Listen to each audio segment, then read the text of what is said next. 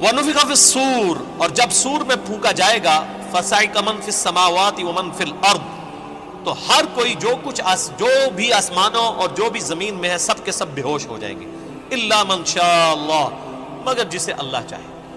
یہ قیامت کے دن کا جو سور پھونکا جائے گا نا، یہ اس سور کا ذکر ہے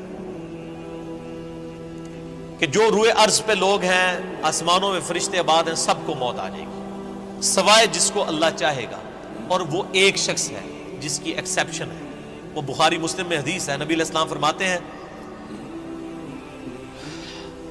ایک صحابی کا، حضرت ابوبکر صدیق کا ایک یہودی سے جھگڑا ہوا، اس یہودی نے کہا کہ موسیٰ علیہ السلام کو اللہ تعالیٰ نے تمام جہانوں پہ فضیلت دی،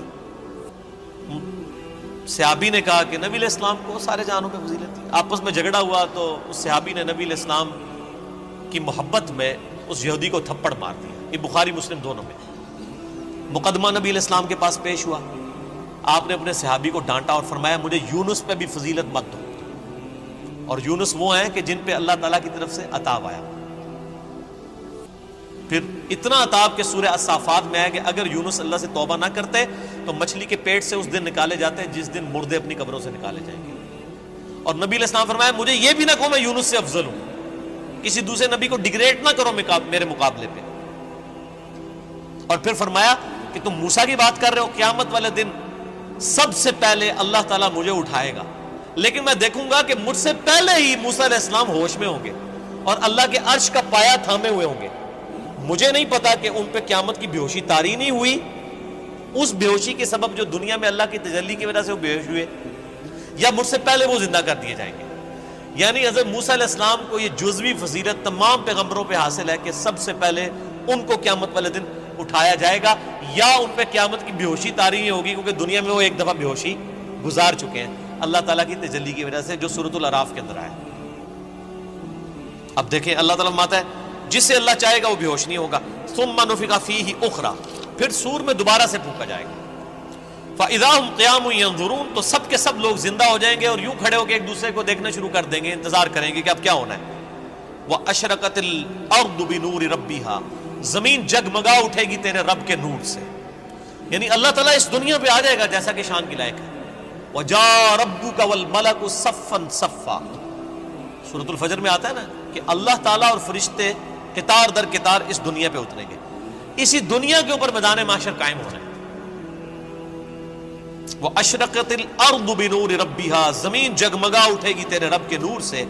ووضع الکتاب، اور نامہ اعمال کا دفتر سامنے رکھ دیا جائے گا۔ وجیء بالنبیین والشہداء، اور بلایا جائے گا نبیوں کو بھی اور شہداء کو، شہادت علی الناس کرنے والے لوگ جو نبیوں کے بہاف پہ نبیوں کا پیغام ان کی امتوں تک پہنچاتے ہیں، ان کو کہتے ہیں شہید۔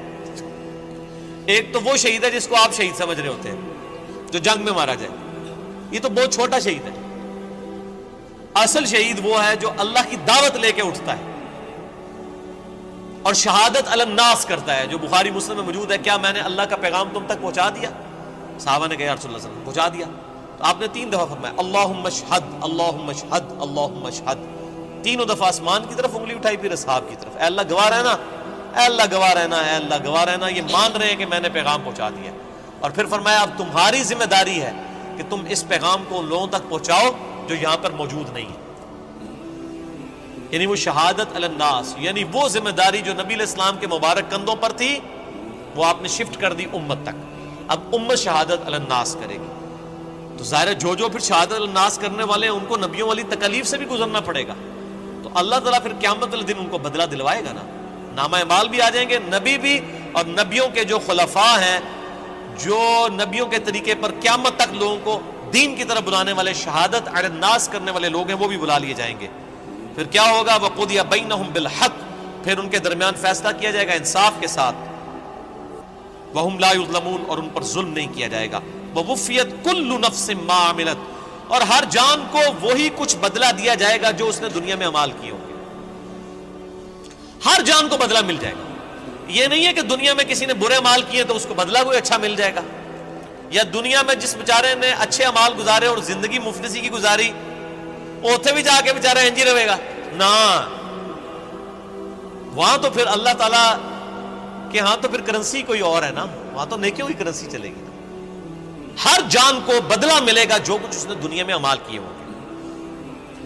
وَهُوَ أَعْلَمُ بِمَا يَفْعَلُونَ, اور اللہ خوب جانتا ہے جو کچھ وہ دنیا میں کام کیا کرتے ہیں. اللہ کو کسی فرشتے کی, کسی نامہ اعمال کی کوئی حاجت نہیں ہے کسی کا ریکارڈ رکھنے کے لیے. ریکارڈ تو کئی ایک ریکارڈ جو ایسے نکلیں گے کہ جو اللہ کے حضور وہ نیکی شماری نہیں کی جائے گی. جو ریاکاری والی نیکیاں ہیں فرشتوں نے تو لکھی ہوں گی. فرشتوں کو تو نہیں پتا کہ کسی شخص نے یہ دکھلاوے کے لیے مسجد میں ٹائلیں لگوائی ہیں اور مسجد کے کنواں کھدوایا ہے, یا مسجد میں ٹوائلٹ بنوائے, یا مسجد میں قالین بچھوا دیا, یا مسجد کے اندر اس نے ایئر کنڈیشن لگوا لیا. یہ لوگوں کو دکھانے کے لیے لگایا تھا اس نے, یا میری رضا کے لیے لگایا تھا, اللہ کی رضا کے لیے؟ یہ بات فرشتوں کو نہیں پتا. فرشتے علم غیب تو نہیں جانتے, اسی لیے ان کے نامہ اعمال میں ایسی نیکیاں نکلیں گی. صحیح مسلم میں حدیث نہیں ہے قیامت والے دن ایک سخی کو, ایک شہید کو اور ایک قاری کو بلایا جائے گا, اللہ تعالیٰ تینوں کو اپنی نعمتیں گنوائے گا. تو وہ قاری کہے گا یا اللہ میں نے تیری خاطر قرآن پڑھایا. اللہ میں کہا جھوٹ بولتا ہے, تو نے اس لیے پڑھایا کہ لوگ تجھے قاری کہیں. شہید کو بھی کہا جائے گا تو نے اس لیے جان دی کہ لوگ تجھے بہادر کہیں. اور سخی کو کہا جائے گا تو نے اس لیے اتنا مال خرچ کیا کہ لوگ تجھے کہیں بڑا ہی نیکو کیا کار ہے, بڑا سخی ہے, اور تمہیں دنیا میں تمہارا اجر مل چکا ہے, اب میرے ہاں تمہارے لیے کوئی اجر نہیں ہے. فرشتوں نے تو ان کو سخی شہید تو لکھا ہی ہوا تھا نا, تو فرشتوں کا ریکارڈ تو اس پہ تو اللہ تعالیٰ نے فیصلہ نہیں کرنا.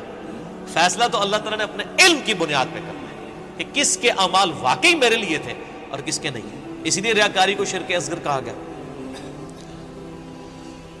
اب آخری رکوع آ رہا ہے, وَسِيقَ الَّذِينَ كَفَرُوا إِلَىٰ جَهَنَّمَ زُمَرًا. قیامت والے دن دوزخیوں کو, کافروں کو, بات نہ ماننے والوں کو ہانکا جائے گا دوزخ کی طرف گروہ در گروہ. اس میں مسلمان بھی شامل ہوں گے, اس میں کافر بھی شامل ہوں گے. وہ مسلمان جو عملاً کافر تھے, صرف وہ شناختی کارڈ میں مسلمان تھے, نماز کوئی نہیں پڑھتے تھے. حتی اذا جاؤہا, جب کہ وہ دوزخ کے پاس آئیں گے, فتحت ابوابہا, تو دوزخ کے دروازے ان کے لیے کھولے جائیں گے. وقال لهم خزنتہا, تو اب دوزخ کے اوپر جو داروغہ ہے, خزانچی ہے, جو سمجھ لیں وہاں کی مینجمنٹ چلا رہا ہے, حضرت مالک علیہ السلام, سورہ الزخرف میں ان کا نام بھی آیا. تو دوزخ کے پورے معاملات ان کے انڈر ہیں, چیف ایگزیکٹو ہیں وہاں کے. تو جب دوزخیوں کو لایا جائے گا نا دوزخ کے دروازے پہ, تو پہلے جو جنہوں کہتے ہیں پہلا مینا جڑا نا انہوں نے مارنا ہے. وہ خزانچی کیا کہے گا؟ وقال لهم خزنتها, وہ خزانچی کہے گا الم یاتکم رسل منکم, اوے تمہارے پاس کوئی رسول نہیں آیا تھا دنیا میں؟ اوے بدبختو دوزخ تک پہنچ گئے ہو, کیا تم ایسے لوگ ہو کہ جن کے پاس کوئی رسول نہیں آیا کہ ان کو پتہ ہی نہیں چلا؟ اصل میں تو رسول آیا ہوگا, یہ ان کو ٹونٹ کروایا جا رہا ہوگا. اور آپ قربان جائیں, اللہ نے آپ کے اوپر کتنی نعمت تمام کی اور میرے اوپر کتنی نعمت تمام کی کہ قیامت کے دن کا ڈراپ سین وہ ویڈیو پہلے ہی قرآن میں چلا کے بتا دیے کہ یہ کچھ ہونا ہے. اگر یہاں میں کسی کو یہ مستقبل کی ویڈیو دکھا دوں آپ میں سے کہ جی آپ میں سے جو فلاں شخص بیٹھا ہوا ہے, جیسے ہی یہاں سے سیڑھی اتر کے روڈ کراس کرے گا ٹرک کے نیچے آ کے مارا جائے گا, ویڈیو دیکھ لے اپنی, تم نکلنا ہی نہیں ہو, تھی کہہ رہے میری کمر اتنے بنا دو, میں یہ اٹھتا, یہی ہوگا نا. لیکن یہ قیامت کے دن کا ڈراپ سین بتایا جا رہا ہے, لوگوں کے کان پہ جوں تک نہیں رینگتی. اور اکثر لوگوں کو تو وہ یہ چیزیں قرآن پڑھنے سے ہی دور رکھا جاتا ہے. تو اللہ تعالیٰ ماتا ہے کہ وہ خزانچی کہے گا تیرے پاس کوئی رسول نہیں آئے تمہارے پاس, منکم یتلون علیکم آیات ربکم, جو تمہارے رب کی آیات تم پر تلاوت کرتے, وَيُنذِرُونَكُمْ لِقَاءَ يَوْمِكُمْ هَذَا, اور تمہیں ڈراتے آج کے دن کی ملاقات سے کہ تمہیں اپنے رب کے حضور پیش ہونا ہے. اس جو یہ ملاقات ہونے والی تھی اس کا ڈر سنانے والا کوئی پیغمبر دنیا میں نہیں آیا تھا. اب دیکھ لیں اللہ کے حضور بزرگوں والا کوئی کنسپٹ نہیں ہے.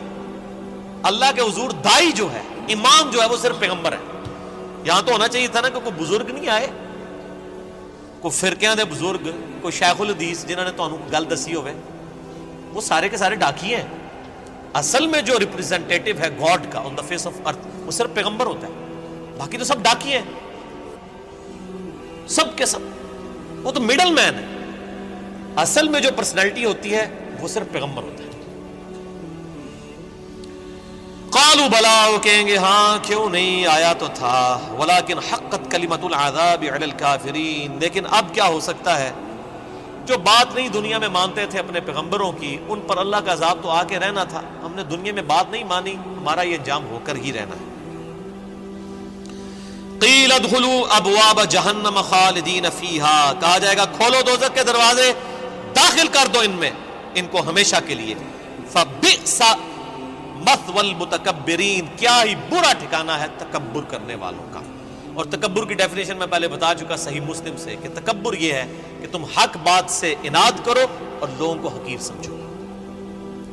اب سائملٹینیس کنٹراسٹ، اہل جنت جو ہیں وہ کیسے پیش ہوں گے؟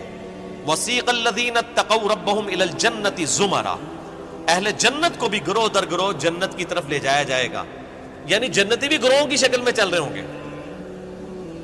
ظاہر ہے کہ کسی ایک دائی کی آواز پہ لبیک کسی نے کہا ہوگا، یعنی ہر زمانے میں حق کی آواز بلند کرنے والے لوگ موجود ہیں جنہوں نے اپنی عبادت نہیں کروائی، اللہ کی عبادت کروائی۔ ایک وہ لوگ آواز بلند کرنے والے ہیں جنہوں نے اپنی تجوریاں بھری، جنہوں نے اپنے نذرانے بھرے، جنہوں نے لوگوں کو اپنی ذات کی طرف لگایا، اور جب ان سے کہا گیا کہ اللہ کے ساتھ لگاؤ تو کیا جو پیچھے تو اللہ ہی ہے نا جی، اور جب کہا گیا کہ نبی علیہ السلام کے ساتھ لوگوں کو جوڑو تو انہوں نے کہا کہ یہ بزرگ جو ہیں جو ہمارے امام ہم نے کھڑے کیے ان کے پیچھے نبی علیہ السلام ہی ہے۔ نبی علیہ السلام کو بھی بیک فٹ پہ کر دیا، اللہ کو بھی بیک فٹ پہ کر دیا۔ ان بزرگوں کی بات نہیں ہو رہی، واقعی جنہوں نے اللہ کی دعوت دی ہے، شہادت علی الناس کرنے والے گروہ در گروہ جنت میں داخل کیے جائیں گے۔ حتی اذا جاؤہا، یہاں تک کہ جب وہ جنت کے دروازوں کے پاس پہنچیں گے، وفتحت ابوابها، تو جنت کے دروازے پہلے ہی کھلے ہوں گے۔ پوائنٹ ٹو بی نوٹڈ، دوزخیوں کے لیے دروازے پہنچنے کے بعد کھولے جائیں گے، اور جنتیوں کو جب جنت کے دروازے پہ لایا جائے گا تو پہلے ہی کھولے ہوئے ہوں گے۔ اللہ تعالیٰ ان کو ایک لمحے کے لیے بھی تکلیف نہیں دینا چاہے گا کہ ان کے لیے کوئی سسپینس باقی ہو کہ پتہ نہیں اب یہ کون سا دروازہ کھولنے والا ہے، اور جنت کی خوشبو کتنی دور سے آ رہی ہوگی، تو پہلے ہی جنت کے دروازے کھلے ہوں گے، اتنا ڈیلے بھی اللہ تعالیٰ ان کے لیے نہیں کرے گا۔ وہاں پہ خزانچی نے کیا کہا تھا، تمہارے اندر کوئی رسول نہیں آیا کہ تمہیں کوئی صحیح بات بتاتا؟ وہ کہیں گے ہاں جی آیا تھا لیکن ہم نے بات نہیں مانی۔ یہاں پر جو رضوان ہے جنت کا داروغہ، وہ کہے گا وقال لهم خزنتها، کہے گا جنت کا خزانچی سلام علیکم، کہے گا تم پر سلامتی ہو، طبتم، اور بڑے ہی اچھے رہ گئے ہو تم لوگ، بڑے پاک صاف لوگ ہو تم، فادخلوها خالدین، اب ہمیشہ کے لیے جنت میں داخل ہو جاؤ۔ کہے گا بڑے چنگے رہ گئے ہو تسی اللہ دے بندے ہو، تکو دوسرے نال کی پہ ہوندا جائے۔ وقالوا الحمد للہ الذی صدقنا وعدہ، اب ظاہر جنتی جو ہیں ان کی تو پھر روش ہی کچھ اور ہے، وہ کہیں گے تمام تعریفیں اس اللہ کے لیے جس نے ہم سے جو وعدہ دنیا میں نبیوں کے ذریعے کیا تھا نا کہ دنیا میں اللہ کی مان کے چلو تو جنت تمہاری مرضی کی تمہیں ملنے والی ہے، تمام شکر اس اللہ کا ہے جس نے اپنا وعدہ پورا کیا۔ وَأَوْرَثَنَا الْأَرْضَ نَتَبَوَّأُ مِنَ الْجَنَّةِ حَيْثُ نَشَاءُ، اور اس نے ہمیں ایسی جنت کا وارث کر دیا کہ جس میں ہم جہاں چاہیں گے رہیں گے۔ فَنِعْمَ أَجْرُ الْعَامِلِينَ، پس کیا ہی بہتر اجر ہے عمل کرنے والوں کا۔ دودھ پینے والے مجنون نہیں، عمل کرنے والے، عمل کیے بغیر کچھ بھی نہیں ہونا، خالی کھوکھلے نعروں سے کچھ نہیں ہونا۔ اللہ تعالیٰ مارے کہ کیا ہی بہتر اجر ہوگا عمل کرنے والوں کا۔ وَتَرَى الْمَلَائِكَةَ حَافِّينَ مِنْ حَوْلِ الْعَرْشِ، تم دیکھو گے اس دن کہ فرشتے اللہ کے عرش کے گرد جو ہے وہ گھیرا ڈالے ہوئے ہوں گے، یسبحون بحمد ربہم، اپنے رب کی تسبیح بیان کر رہے ہوں گے حمد کے ساتھ۔ وہ بخاری مسلم میں آ گیا، بخاری کی آخری حدیث یہی ہے۔ اللہ تعالیٰ کو دو کلمات بہت پسند ہیں جو زبان پہ ہلکے ہیں لیکن میزان عمل پہ بہت بھاری ہیں، سبحان اللہ و بحمدہ سبحان اللہ العظیم، یہی فرشتوں کا کلام ہوگا۔ یعنی جسے کہتے ہیں ڈراپ سین آف قیامت یہ ہو رہا ہوگا کہ جب جنتی جنت میں داخل ہوں گے تو فرشتے اللہ کے عرش کے گرد جمع ہوں گے اور سبحان اللہ و بحمدہ اللہ کی تعریفیں بیان کر رہے ہوں گے۔ وَقُضِيَ بَيْنَهُمْ بِالْحَقِّ، اور ان کے درمیان فیصلہ کیا جائے گا حق کے ساتھ، پرپز فل، با مقصد۔ جس نے دنیا میں اچھے مال کیے اسے اچھا بدلہ، جس نے برے مال کیے اس کے لیے برا بدلہ۔